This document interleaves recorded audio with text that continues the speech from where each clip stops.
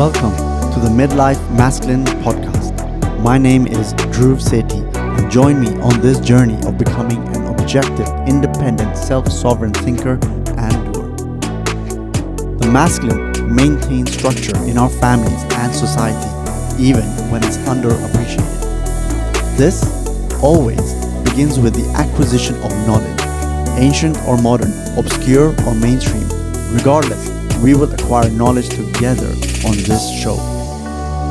Find us on mlmpod.info and all major podcast platforms. Please like, share, subscribe, and hit the bell. Welcome to another episode of the Midlife Masculine podcast. In today's episode, we'll be talking about embracing your dark masculine side. We'll talk about what it is and how to embrace it and why we should embrace it. Our guest today is a returning guest, Melissa Layton, who's back by popular demand. Melissa is a spiritual coach, healer, retreat facilitator, and if you haven't already, I strongly recommend that you listen to our first episode, which was released in July 2023. Welcome, Melissa. So, dark side. Hi. Now, for our listeners, what is dark side? When we say it's somebody has a dark side, what does that mean? It is the nature of reality, this duality that exists within all people. There are qualities that are perceived as light and qualities that are perceived as dark, and we're specifically looking at masculine darkness today. So often, because of the way that we live, societally and culturally, there are parts of us that get repressed, and we get chastised and criticized for these aspects of ourselves, but they all play a role that's important to integrate. And you think we should embrace our dark side? Definitely. The kind of the Jungian idea about the shadow is that if it's not embraced and integrated, it lurks in the subconscious and derails our lives. So whereas it can be tempting to push away what's not comfortable to look at, really we have to bring it closer so that we can work with it as a positive force. So when we say embrace, do we mean embrace and then overcome, or make it a part of us? Make it a part of us. Okay. And does everyone have a dark side? 100%. And actually, anyone who claims that they don't, they're the most dangerous ones. And you touched upon, well, we said dark masculine energy. So just at a high level, we're talking about masculine dark energy, but how would you compare and contrast, and is there a relationship between the two, the dark feminine and dark masculine? Definitely. I guess you can think about and firstly, it's important to state that all people, regardless of gender, have both masculine and feminine energy. So this is all going on inside all of us, but masculine traits are typically thought of as logic, being decisive, competitiveness, achievement, control, protective, pursuing, these kind of traits, whereas the feminine qualities are intuition, sensing, feeling, fluidity, and anything in too much of an extreme can become dark. And there's a lot in sexual attraction and sexual polarity, which is getting a bit warped at the minute because of this need to hide, I think, some of the more masculine, darker, carnal desires. We got a new term these days, which is being thrown around a lot: misogynistic and toxic masculinity. Do they have any relevance, or is it just something that's being thrown around these days? 100% they have relevance. They exist massively. What becomes problematic is that men who aren't necessarily misogynistic or don't demonstrate or have those values or those beliefs, they live in fear of being that, to the extent that they will totally repress, push out to the shadows, the parts of themselves that feel even vaguely like they might veer into that territory. So this is all about balance and healthy perspectives and healthy integration. Whenever our behavior or expression is coming from fear, you can bet that it's going to be maladaptive.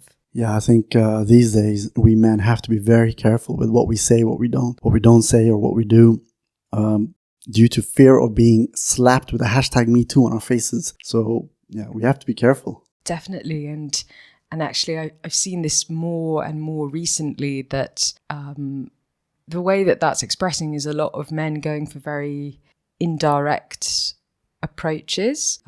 This kind of not directly asking someone out, but resorting to quite manipulative tactics and behavior to try and find a way to get access to women. And I mean, that is just as, if not more toxic than being assertive, but it's the fear of the Me Too that means that they think, oh no, I can't possibly go up to someone and directly say, let me find a way to do this in a more, well, I see it's coercive and manipulative way.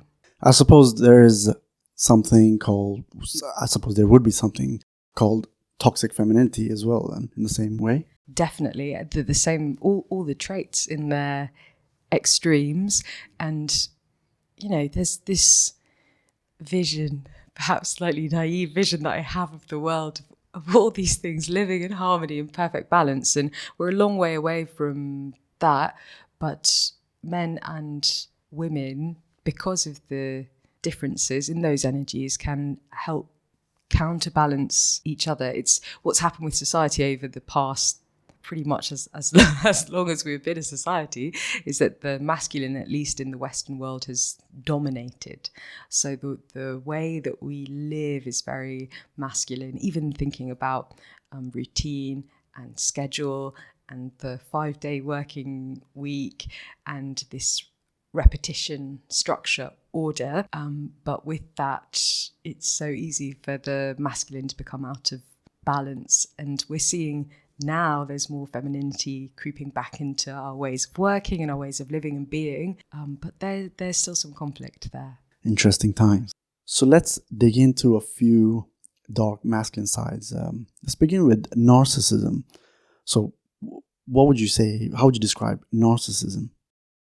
It is a grandiose sense of self-importance. I want to distinguish between narcissistic personality disorder, which is, that's a clinically diagnosable condition. And let's talk about narcissism as the trait, the characteristic, because it's far more widespread than the true core condition. But this sense of entitlement, self-importance, lack of empathy or awareness to other people's feelings, tends to be a lot of charisma and charm, knowing what to say, manipulation, coercion. All of this is different aspects, different facets of narcissism. And it is that the healthy masculine expression would be confidence. I feel like a genuine sense of self-assurance and confidence. Narcissism, as we experience it, is often masking deep fear and insecurity, fear of abandonment, fear of rejection, that has been masked with this construct of false confidence. And how does it manifest in romantic relationships? Usually there's quite a typical, I was going to use the word victim, I think this probably is an accurate one, the victim who will be pursued by a narcissist, and they tend to be highly sensitive people. Empaths. Very, very empathetic. And they will start and enter into those relationships. Usually it follows quite a typical model where initially there'll be a lot of love bombing. Come on very hard and fast, tell you all the right things. Oh, you're my dream woman. I've never felt like this before. I want to spend my life with you. And all of that happens initially. And then they start to withdraw, they'll stonewall you, they blow very hot and cold, which for any person triggers the intermittent reward cycle in the brain, which really gets you hooked on that person. And then the behavior starts to worsen in terms of the way that they treat you. But you're so addicted by that point that it will feel existentially threatening to you to end that relationship. usually there's a final moment known as the discard, where the narcissist will be done with their victim and just discard them. And by that point, the victim is a shell of themselves. What's left? And just to be clear, both men and women can be narcissistic. 100%. It's a dark masculine trait in that it comes from that confidence that's gone wrong. Essentially, that's a way of looking at it. But there are many female narcissists. There'll be many men who've been on the receiving end of that relationship dynamic as well. And what does embracing narcissism, embracing/overcoming look like? And So that particular trait, you wouldn't want to consciously decide, I'm going to become a narcissist, but you'd look like underneath this, what is the healthy expression of this trait? And it's all about your relationship with yourself, your self-worth, your self-esteem, confidence, and to feel a sincere sense of confidence is very, very different to narcissism.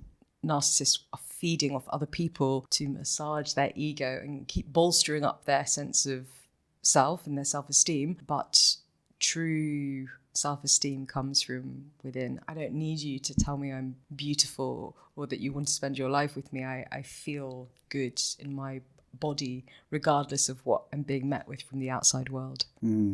I see what you mean. I guess that the difficulty with the masculine in particular is that it's so much more about doing than being, which is why narcissism becomes, I think, more prevalent with men, because there is this slight nuance in that they feel I have to do in order to be worthy. My actions, my words, my accolades are tied into my worth, and that is harder for men to feel that, I think, deep internal sense of self-esteem just for existing. Yeah, the masculine is very much driven by the doing and achieving milestones, goalposts, forward-looking, whereas the feminine is more about, maybe a bit more about being in the moment and feeling in the moment, for sure. And linked to narcissism is self-worth. I'll let you explain how they're linked, but we'll jump on to self-worth after that. Yeah, so the link really is that often what we perceive in others as narcissism can look like a grandiose, inflated sense of self-importance and self-worth, but quite a lot of narcissists or people who demonstrate narcissistic traits actually have cripplingly low self-worth. And so this dance that we're witnessing, what's going on a superficial level, is really there just to mask that feeling of deep unworthiness that resides underneath that. So looking at how children develop, if at a young age you had a lot of wounding to your self-esteem, parents who chastised you, said you weren't good enough, was pushing you, criticizing you, that can be a pivotal moment in the child's development in terms of their relationship with themselves. And it's not a conscious decision, but on some level they will decide, I need to protect myself from these uncomfortable feelings, and so I'm going to start creating this story, this mask of deception that I'll wear to hide what's really going on underneath. If all you've heard is you're not good enough, then on some level you'll believe that, but it feels like this protective barrier. If I can create this identity that feels so amazing, that how could you possibly see the pit of unworthiness that sits beneath it? So many of these dark sides emanate from our childhoods. Perhaps we've forgotten about them, or we don't even know that we are living them. Can that be true? Definitely. And one of the hardest things, I think, with treating narcissism clinically and even addressing these traits that exist within all of us to a certain extent, is that they're egoically designed to protect us from something very uncomfortable that's sitting underneath that. They're also, ironically be the things that stand in the way of our healing. It takes a lot of self-awareness and humility, which are not things that narcissistic people have a lot of, to say, I need help. I need to work on this thing. It doesn't feel good. It doesn't feel right. And in terms of self-worth, how to embrace / overcome, what would you say? How would you say we should overcome that? To build healthy self-worth, to build healthy self-esteem, you have to look at the stories that are going on in your brain that are undermining that. And there are many different variations of the story, but they all stem from one core belief, and that's usually not enough. I'm not enough. And so it could be, I'm not pretty enough, I'm not skinny enough, I'm not smart enough, I'm not funny enough, I don't have enough money. All these different things, we've made our worth contingent on meeting some imaginary threshold of a particular characteristic. You know, you get all these exercises like mirror affirmations, and I think that you have to make moves incrementally. So if you catch the script of let's take in its purest form, I'm not good enough, I feel like a bad person, you will struggle if you go too extreme and try and look in the mirror and tell yourself you're amazing, wonderful, good person, you are value. And your brain, your ego, it's very intelligent, it won't believe you. So you kind of have to catch the script and then move in small increments. So a little movement from I'm not good enough, I'm a bad person, is to be like, you're okay, you're imperfect like everyone else on this planet, and that's okay. Maybe that's where you get to one day. And then moving further and further up the scale, you take the story, and over time it moves to a feeling of I'm a good person. You know what? I am a good person. I'm doing good work on this world, and I deserve to be here. Another thing I've come across as well in terms of boosting your self-worth is you should promise yourself that when you agreed with yourself that you're going to do something, say, all right, today I'm going to send that email, or today I'm going to make that phone call to a potential client. When you say that to yourself, you make sure you do it, detached from the outcome, just that. And if you keep doing that, however small those promises you make to yourselves are, if you just stick to them one by one, that will over time boost your self-worth.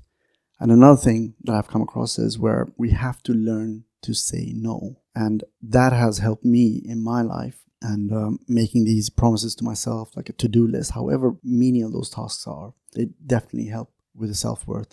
Saying no, that's such a good one to pick up on, I think, because it's about boundaries and it's about self-respect. And if you are saying yes to things that you don't want to do, usually it relates to another person. I'm agreeing to do something for you that I don't actually authentically want to do. It's a form of self-abandonment. I'm abandoning myself to do what you want me to do. And in that, I'm essentially telling myself I'm less important than you. I'm not worthy. My feelings don't matter.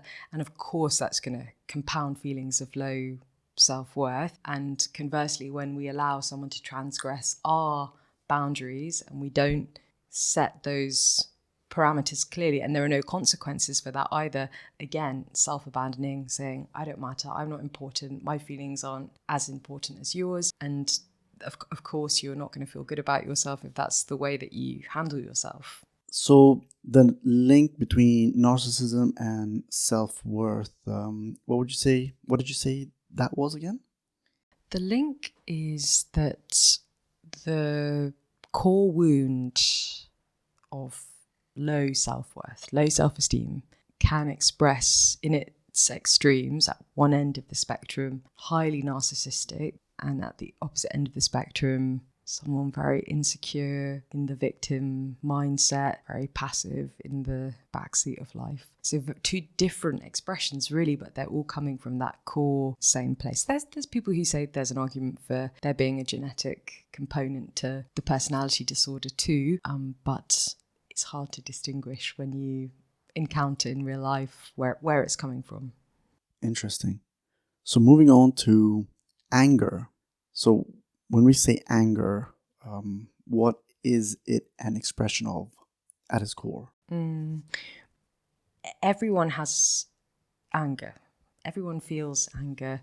It's a normal human emotion that we all experience. Life is annoying. Things are irritating. People are hard work. And so finding outlets for that energy, it's an emotion, energy in motion. It just needs to be released. And releasing does not mean shouting at the person who pissed you off. Releasing means you scream into the void, or you take a pillow and you beat that against the floor, or you, whatever you need to do to move the energy through your body, you have to do that so that you can forgive, move forward, continue, whatever it is. But because it's so heavily criticized as an emotion in both men and women, it gets repressed. And that's where things get really dangerous. You see a lot of men who are fearful of expressing that and then become very passive aggressive, manipulative, harbor a lot of resentment, or act out in other ways to almost get their revenge. And that's kind of can be dangerous if it's not embraced. Yeah, I would say I was an angry kid, especially in my teens. I was quite popular in school. I was liked by, you could say, one camp and quite disliked by another camp. Split opinions, I guess. But I had some anger issues, but over time, I overcame them. I'm not sure how I overcame them, but it was probably when I moved to London, where even here I was quite popular, I had loads of friends, but somewhere along the lines I discovered that, I'm sort of alone. You felt loneliness, and that lonely feeling is quite sombering. And I do think that calmed me down a little bit. And of course, I embarked on a spiritual path. But as time progressed, I didn't really get angry. I hardly get angry. On the odd occasion, yes, but on the whole, quite a calm guy. But I do remember when I used anger to my favor, and that was in, 2020 when COVID happened. And at that point, when they were telling us to stay at home, lockdown, I actually got a bit angry because I knew that these politicians, these fuckers were lying to me. I mean, we know that they always lie, but at that point, it's sort of the penny dropped. Like, they're really lying to me, and I've been an idiot all my life. But I used that to my advantage by reading up more, studying various disciplines about spirituality and other things of how to become self-sovereign. And this podcast is actually a result of those, could say, angry feelings back then. But I didn't have a release as such. So it was a very positive release for me, I would say. Definitely. It's a very transmuting energy. Like, has that fire, that momentum that can catalyze us into action, just as you described, when it's channeled healthily. I think the other purpose that it serves is to highlight injustice, highlight when a boundary's been crossed. And people who say, I don't have it, I never feel it, are probably deeply repressing or ignoring when they are having their boundaries crossed. For sure. That is definitely a dark side, but I'm sort of happy with that dark side. I mean, it's good when you know that you can go apeshit. Yes, yeah, definitely. It can put people in their place sometimes. Not that you go apeshit, but the fact that you can. That you can, and that you're connected to it, and that you're not pushing it away, and it's not exploding out of you for no reason at inappropriate moments, which is generally what happens when it's not properly integrated. So that's my favorite dark side. So how would you say we can embrace and overcome this? I'm going to gender stereotype here, but men are typically a lot worse at even realizing what's going on internally, emotionally for them. And I think, firstly, recognizing anger in you is the first step. And we all know what it is. We all know what it means to be angry, but to take it to a really cellular, sensory level, to start recognizing anger as the feeling of the quality of prickly heat in the body. Catch it at that stage and label it. Okay, I'm feeling angry. I accept that I'm feeling angry. Don't push it away. The temptation is to try and use the mind to reason with it. Oh, well, it doesn't really matter. It's not a big deal. Blah, blah, blah, blah, blah. But that energy needs to move through you, whether you want to scream or you want to beat a pillow or you want to bang your fists against the table. Find a way to start moving the energy or dancing, like whatever it needs. It can't stay stagnant in you, and it cannot be reasoned with, even though at the time sometimes you feel like this is subsiding because now it makes sense. It's not really. Yeah, definitely. To add on to that as well, to focus on your breathing, because that becomes shallow as you get more angry. And if you just place your focus on that, then you can lengthen and deepen your breath. How is it going in and out of your nostrils or your mouth? And if you could do that, that tend to calm you down. And also another thing that works for me is when if say you have a situation where the other person is talking and that person is making you angry, one thing, and this is lifelong advice really, is just take one deep breath, just one breath before you reply or respond. That could be the difference. And if one is not enough, try 2 or 3, and that's really all you need. That helps me, and I think that could help a lot of people. Like when somebody provokes you, rather than trying to speak over them or interject them, just take that one breath and then reply. Definitely. I think it's a tempting thing to do when you're dealing with someone who's clearly been triggered.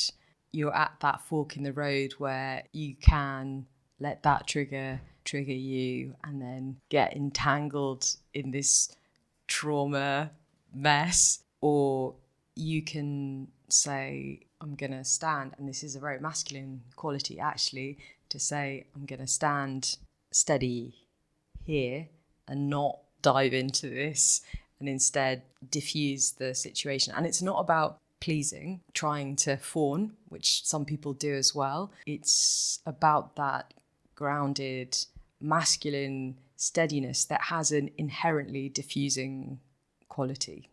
For sure. And what other dark masculine sides? Could you list a few more? I think control is one that comes up a lot in an unhealthy state. It's very fear-based. I need to control every detail, every outcome, because I feel scared. I feel scared of what happens. Things don't go the way that I want them to, and that can also become manipulation. Let me take away someone else's autonomy or agency by doing things in a certain way to try and get the outcome that I want. The healthy control is the structure, the container, the framework, but without attachment and with full humility and awareness that you're steering the ship, but you don't control the ocean. I'm going to divert a little bit from the objective of this episode. So we talked about narcissism, anger, and self-worth. Now, these dark sides, if we manage to control them, if man managed to control them, not that we're extremely narcissistic, angry, or have low self-worth, but they're at a healthy level, does that enhance attraction to the opposite sex? Yes, in that a woman with like a feminine essence will be more attracted in general to a man with a more masculine essence, and that means well integrated masculinity, both light and dark. So the anger's a good example. No healthy woman is looking for I'm looking for a really angry man. It's not something you hear. Somebody who can control that simmering temperament. More like this is all in, and again, women are highly intuitive. I need to know that if we're in danger, that you've got a switch that can be flipped. Absolutely. And it's unconscious. It's the whole the nice guy thing that gets a lot of flack. Yes, we want a gentleman and someone who's courteous and kind and respectful. But I need to know that there's also that other part of you that you're tapped into and can access as and when you need it. To defend his woman, for example. It sounds so archaic, doesn't it? But it is, and it's not like I'm in any physical danger. I'm not, but it's a dynamic that creates polarity between the masculine and the feminine, which is what creates desire, really. And when that's gone, or when there's the absence of that kind of polarity, and again, you can have women with a really masculine essence and men with a very feminine essence, but without the polarity, it becomes much more familial and like a companion or a friend than it does feel like desire. Interesting.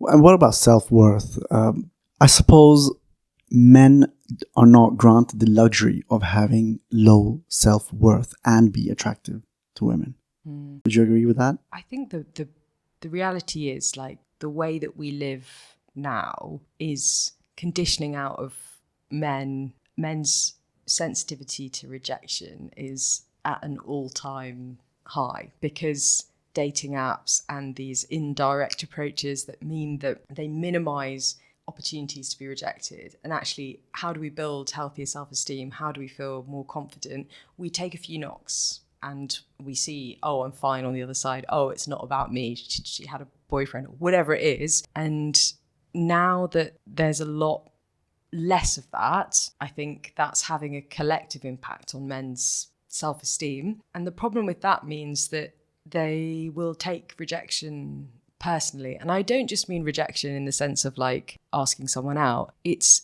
any moment when you're in relationship where partner is not giving you the thing that you want or need can be received as rejection or abandonment. And that's dangerous, because in fact this is where a lot of relationship conflicts arise, is when two people will have two conflicting needs. And it's essential for men in particular, because they are in general more emotionally grounded party in the relationship, to be able to receive a no and not take it personally. You know, there's the cliche of like men always wanting to have sex and women always saying no. And I know that's not true, but that shouldn't be something that stops a man making sexual advances towards women.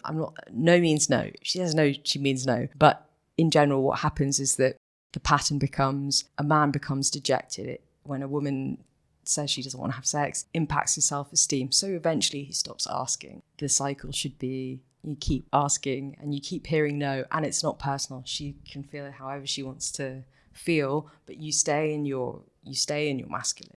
For sure. And that reminds me of one of my prior episodes, which I released on 3rd of October with James Tusk. We talked about rejection and how important it is for men to embrace rejection, and which can be a great thing. And when you lose that sensitivity to rejection, you can move forward in life. And, rejections then don't sting. You're still happy, and it elevates you as a man. So absolutely, I would say check out that episode. Cool. We've covered a lot of ground, Melissa. What would you say? Can you give our listeners some takeaways in identifying, what some dark masculine sides which they may have? And once they identify, what should they do? Just at a high level. Top tips based on what we've covered, which we're really it's the tip of the iceberg. Label your emotions.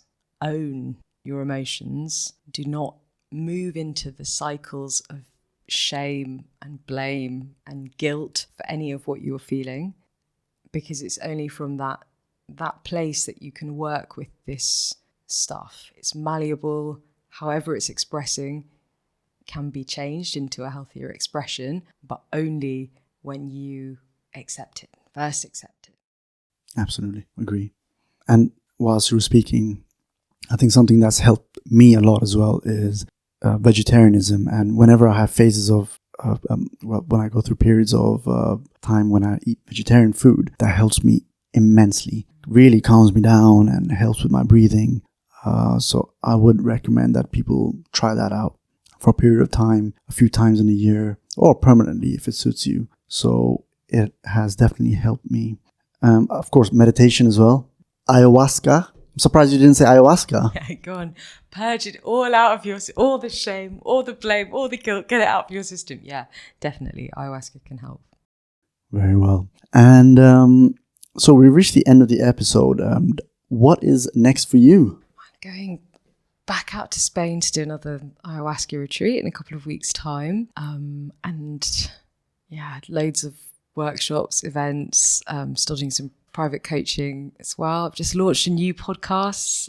Tell us about it. It's not hugely educational, but it's a light comedy entertainment podcast called Why the Hell Are We Friends, with my best friend who is not interested in any of this stuff. She's a proper normal human being, and we essentially just ridicule each other's life choices. Wow, that's a nice concept. Yeah, it's been good fun. What was it called again? Why the Hell Are We Friends? And that's on the major podcast platforms. Wherever you get your podcasts. We will link that in the description below. And you had an Instagram page as well, right? Yes, you can find me at energetics.explained. We'll link that as well. Well, Melissa, as always, it's been a pleasure. Yeah, thank you for having me. Always good to chat. And thanks for making your way here on a rainy London evening. You're welcome. You've been listening to the Midlife Masculine podcast. Find us on mlmpod.info and all major podcast platforms. Please like, share, subscribe, and hit